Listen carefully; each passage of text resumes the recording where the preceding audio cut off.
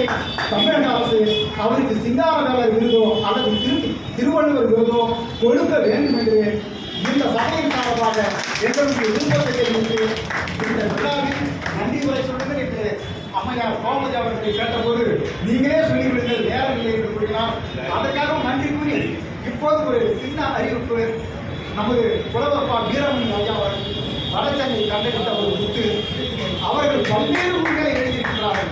சிங்காரவேலரை குறித்து பேராசிரியர் முத்து குலசேகரன் ஐயாவுக்கு பிறகு கடலார் ஐயாவுக்கு பிறகு சிங்காரவேலரை குறித்து அதிகமாக எழுதியவர் நமது வீரமணி ஐயா அவர்கள். இப்போது அவருடைய அடுத்த புத்தகம் வடசென்னை கண்ட சான்றோர்கள் என்ற ஒரு புத்தகத்தை ஆகஸ்ட் மாதம் 24ஆம் தேதி தங்க மாளிகையில் வெளியிடுகிறார். அதற்கு நீங்களெல்லாம் வெளியே தந்து அவர் எல்லோரும் நம்பிக்கை நிகழ்ச்சியின் சார்பாக பொது ஊடக வாசகர் வட்டத்தின் சார்பாக சந்திரா அம்மையார் அவர்களுக்கும் கவிதா அம்மையார் அவர்களுக்கும் மீண்டும் நன்றி விடைபெறுகிறது. நன்றி நன்றி. நான் உருவ வழிபாடுதான் வழங்க மாட்டேன். உருவ வழிபாடுதான் எனக்கு தெரியாது. எனக்கு என்னுடைய மாநிலத்தில் அது தெரியும். வாயிலில் எழுதப்பட்டிருக்கிறது ஆன்மாவிற்கு மருந்து. அந்த இடத்துல என்ன எழுதியிருக்காங்கன்னா அந்த நூலகம் என்பது ஒரு ஆன்மாவிற்கு மருந்து. அது உண்மைதான். அதனால தான் உங்களுக்கு book is a friend philosopher and guide என்ற ஒரு ஆங்கில தொடரும் இன்றும் நிலைத்து நிற்கின்றது. அப்படிப்பட்ட ஒரு நூலகத்தில் இன்றைக்கு திரு கடலார் அவர்கள் தன்னுடைய நூலை ஈன்ற பொழுதின் பெரிதோக்கும் தன் மகனை தான் சான்றோன் என கேட்டதாய் என்று பெற்றோர்களுக்கு பெருமையை அளிக்கக்கூடிய வகையில் சான்றோர்களாய் அமைந்திருக்கக்கூடிய அனைத்து சான்ற பெருமக்கள் முன்னிலையிலும் அவையினர் முன்னிலையிலும் இந்த நூலை வெளியிடுகின்றார். அவர் இதோடு சேர்ந்து 15 நூல்களை அன்பும் வாழ்த்துக்கிறதுமாக இந்த வேலை இருக்கின்றது. நாங்கள் எல்லாம் சிறுவர்களாக இருந்த பொழுது எதை பார்த்து கும்பிட்டோமோ அந்த இடத்திலே இந்த விழா நிகழ்ச்சி நடக்கின்றது. நாங்கள் பட்டிக்காட்டிலே திறந்து பட்டினத்தை நோக்கி பயணித்த பொழுது இடையிலே இருந்த நூலகம்தான் எங்களுடைய தாய் வீடு. நாங்கள் எல்லாம் அங்கே பிறந்ததில்லை, ஆனால் வளர்ந்தோம்.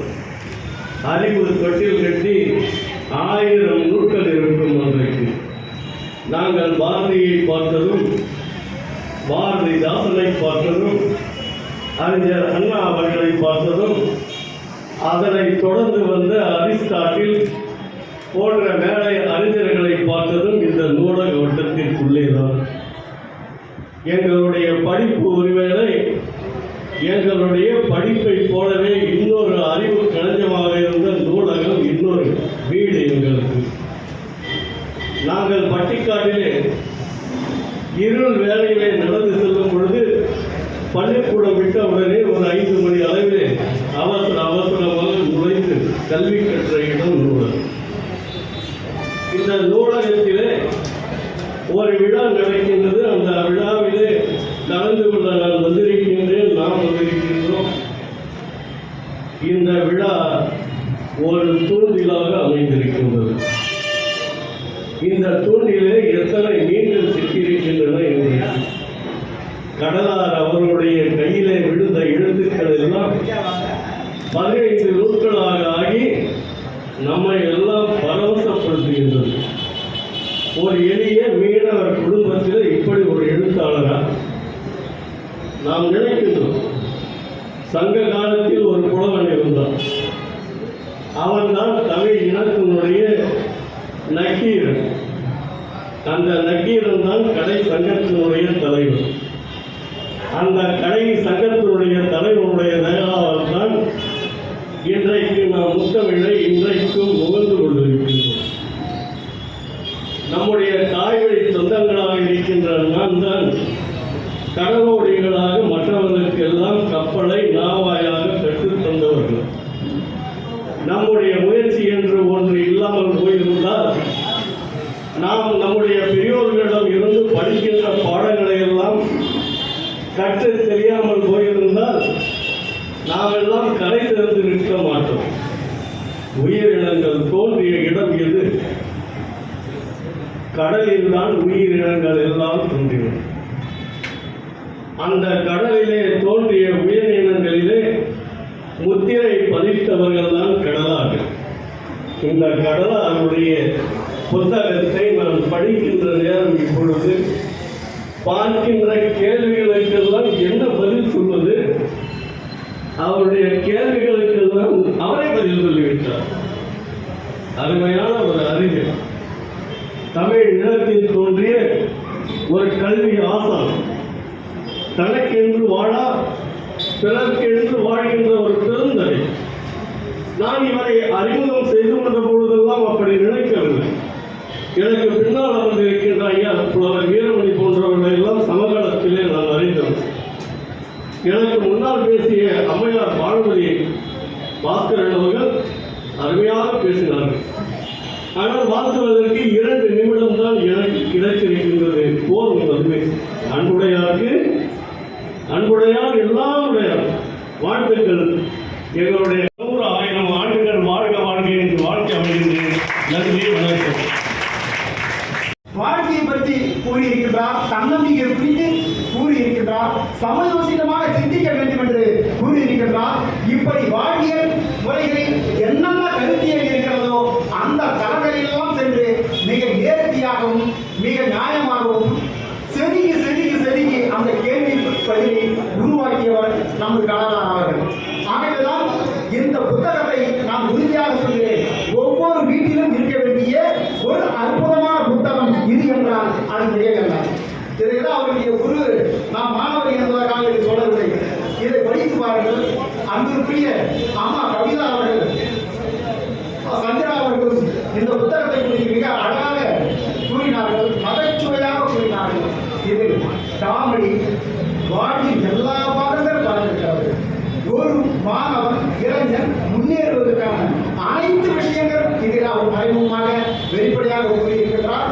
மிக அனுபவசாலி, 75 வயதிற்கு அன்பிற்குரிய ஐயா கடலார் அவர்களுக்கு நான் இந்த புத்தகத்தை குறித்து அது உள்ளே சென்று சில கருத்துக்களை எடுத்துக்காட்டி நாம் கூற வேண்டும் என்று கடலார் அவர்களிடம் கூறிய போது அதை கூறுவதற்கு புலவர் பா வீரமணி இருக்கிறார், புத்தகத்தை அலசி பேசுவதற்கு புலவர் பா வீரமணி இருக்கிறார். நீ உன் வேலையை தோழர்களே, சகோதரர்கள், சகோதரிகளே, நேரம் மிக அதிகமாக கடந்து விட்டது. விரிவாக விளக்கமாக பேச முடியாது. இதில் மிக சுருங்கிய முறையில் என்னுடைய உரையை முடித்துக் கொள்ளலாம் என்று நான் கருதுகிறேன். நண்பர் கடலார் அவர்களை 50 ஆண்டு காலமாக அறிந்தவன் நான். அவரிடத்தில் ஒரு பெரிய சிறப்பு இருக்கிறது. யார் யாருக்கும் என்னென்ன பெயரோ இருக்கிறது. அவர் வேலாயுதம் என்ற பெயருக்கு முன்னால் கடலை வரித்து கொண்டு கடலார் என்ற ஒரு பெயரை அமைத்திருக்கிறார். உலகிலேயே நீர்ப்பரப்பு என்பது 77%, 33% தான் பூமியினுடைய பரப்பு. இந்த 77% இருப்பதற்கு கிட்டத்தட்ட 75% கடல் நீர் பரப்பே அதிகமானது. பல்லுயிர் பெருக்கத்திற்கு உலக வெப்ப தட்ப சீதோஷ்ண நிலைக்கு நிலைக்கலனாக ஒரு பெரிய காப்பு கலனாக இருந்தது கடல். அந்த கடலை மீனவர்கள் கடலம்மா என்று பாடுவார்கள், வணங்குவார்கள்.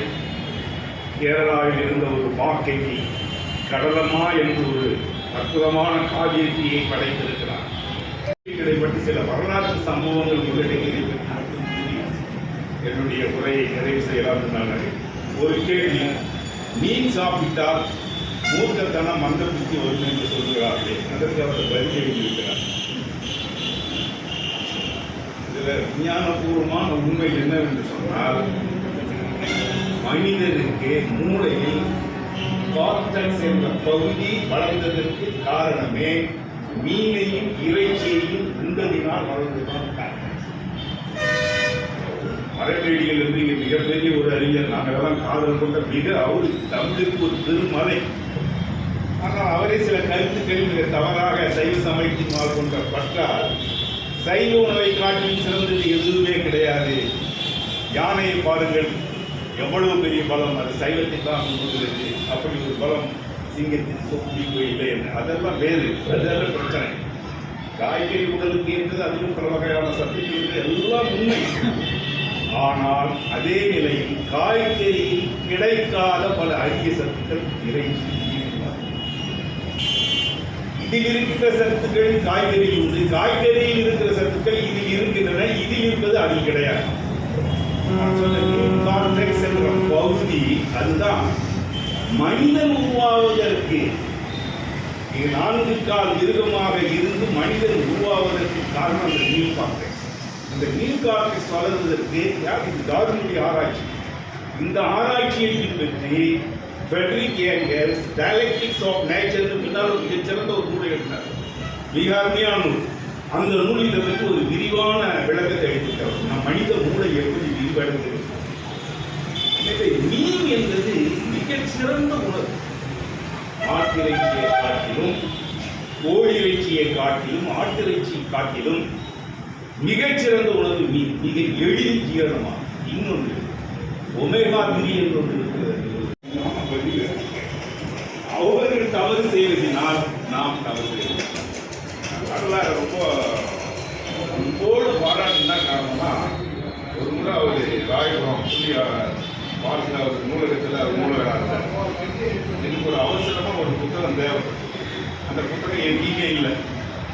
எங்கிட்ட கிட்டத்தட்ட 10,000 12,000 நூல் இருக்குது. கிடைக்க முடியாத சிறந்த ஆராய்ச்சி நூல்கள் டாக்டர் சஞ்சீவிலிருந்து, அவை நடராஜிலிருந்து, சி பாலசுப்ரமணியிலிருந்து எங்கிட்ட என்னுடைய நண்பர்களுக்கு நூல் வாங்கி அவங்க பேசி பண்ணுவாங்க. எதுக்காக சொல்ல ஓல்டு அண்ட் கோல்டு யாருக்கிட்டையுமே கிடைக்காத புத்தகம் இருந்தது. அப்ப எனக்கு ஒரு நூல் கிடைக்கிறது.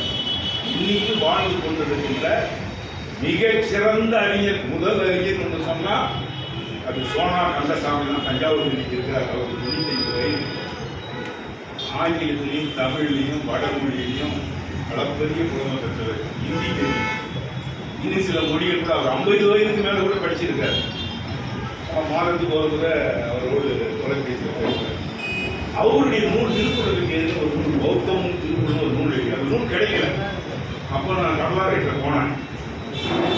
கடலை நான் சொன்னேன், இந்த புத்தகம் நான் இங்கே போனால் பண்ண முடியாது, நான் வீட்டுக்கு அதான் முறை. ஒழுங்குன்னா ஒழுங்கு. யாராக இருந்தாலும் வீரமணியாக கும்பலாக கம்பளாங்க சட்டம் விதி என்ன சொல்றதா அந்த எனக்கு ரொம்ப பெரிய ஆச்சரியம். நீ காரணம் இப்படி ஒருத்தரான் உண்மையிலேயே எனக்கு அது ரொம்ப கௌரவமாக ரொம்ப பெருமை. கண்டுகிட்டு அமைச்சரை வலியுறுத்துறேன்.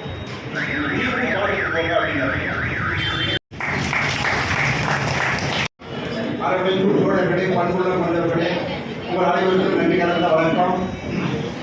நேரம் நான் 1 மணி நேரத்துக்குள்ள இந்த முடிக்கணும்னு சொல்லியிருந்தேன். 1.5 மணி நேரத்துக்கு மேலே எடுத்து, அதனால நான் என்னுடைய உரையை வைக்கல.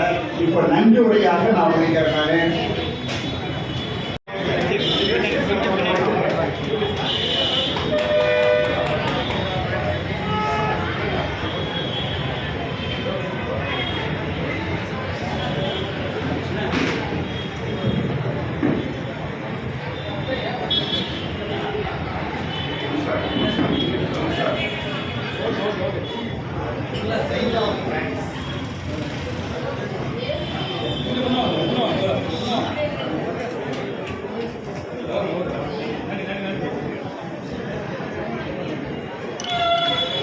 நிறைவுரையாக, ஏற்புரையாக, நன்றி உரையாக ஒரே ஒரு நிமிடம் அவை காப்பதை கேட்கிறேன்.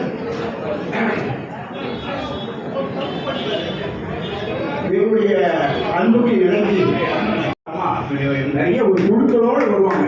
எப்போதுமே ஒரு 50 பேர் அவங்க வந்தாங்க. இன்னைக்கு என்டிவியில் வரல. அவங்க ஒரு 50 பேர் குழுக்களோடு வருவாங்க. நல்ல ஒரு அவங்களுக்கு வாழ்வழிக்கக்கூடிய ஒரு நல்ல ஒரு செயல்களெல்லாம் சொல்லிட்டு வழியாக சொல்லி தெரிஞ்சவங்க. அவங்க இந்த விழாவுக்கு வந்ததற்காக உங்கள் சார்பாகவும் என் சார்பாகவும் நன்றியை தெரிவித்துக் கொள்கிறேன். 35 வருஷ காலத்தில் என் கூடவே இருக்கிறார். சாதாரண ஒரு 45 புத்தகங்கள் எழுதியிருக்காரு. நல்ல அற்புதமான கவிஞர். அதாவது எப்படின்னா மரபு கவிதை விட அவர் சந்தம் ரொம்ப அழகாக வருவார். அவருடைய கவிதை வந்து சந்தங்கள் ரொம்ப ரொம்ப நாங்கள் பாராட்டக்கூடிய வகையில் கண்ணால் வந்து விடும். கவிஞர் கண்ணதாசனுடைய எப்படி எளிமையாகவும் சந்தங்கள் சேர்ந்து வந்து விழுதோ அதை போல இவருடைய கவிதையில் ஒரு அற்புதமான ஒரு விஷயங்கள்லாம் நான் கற்றுக்கிறேன். நான் அதே சமயத்தில் பாராட்ட நான் கடமைப்பட்டிருக்கேன். எனக்காக இந்த இதில் இவ்வளோ இவருக்கு விடுபடுத்தி நான் செயல்படுத்தி தருகிறார். அவருக்கு நம்ம என்னுடைய சார்பாகவும் உங்கள் சார்பாகவும் நன்றி தெரிவிக்கிறேன். கோமதி நூலகன் நல்ல ஒரு 4-5 நூலகத்துக்கு பொறுப்பாளராக இருக்காங்க. ஒரு நூலகத்துக்கு கிடையாது. இந்த நூலகமும் அவர் தான் பொறுத்து. அவர் பாஷினான் தேர்வு அவருடைய நூலகம் அது. இது பொறுப்பெடுத்திருக்கிறாங்க. இதை போல சில நூலகங்களாக எடுத்து பொறுப்பெடுத்து செயல்படுத்திட்டு வராங்க. உச்சநீதிமன்ற வழக்கறிஞர் அரசு தம்பி எல் பரவிக்குமார் அவர்கள் தான். இந்த என்னுடைய பல நூற்றுக்கு நெய்த நிலவரம், கடலாந்த தமிழர்கள், தூண்டில், இந்த 3 நூல்களுக்கும் இவர் தான் விழா நடத்தி இருக்கிறவர். இன்னைக்கு இந்த